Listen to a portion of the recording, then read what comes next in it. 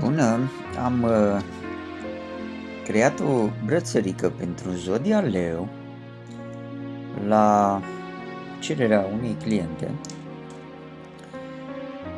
Această brățărică este creată special pentru energia solară a Zodiei Leu, cum ziceam, folosind citrin, care este piatra abundenței, încrederii și succesului, și hematit auriu pentru echilibru și stil elegant. Este ideală pentru purtare zilnic, pentru energie pozitivă și pentru cadou pentru cei dragi din Zodia Leu.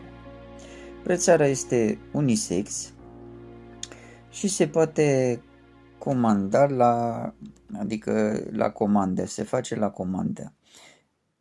În primul rând, e făcută pe elastic, după cum se vede, da? Este pe elastic. Și trebuie să știu dimensiunea mâinii.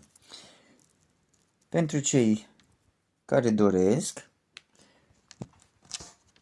poate comanda, adică poate să-mi scrie un mesaj și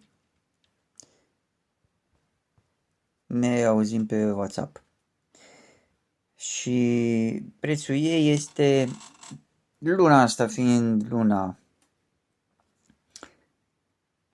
iubirii, să zic așa, vine Dragobetele, vine 1 martie și 8 martie, deci luna asta, luna viitoare. Deci în timp de o lună va fi la prețul de 69 de lei plus transport.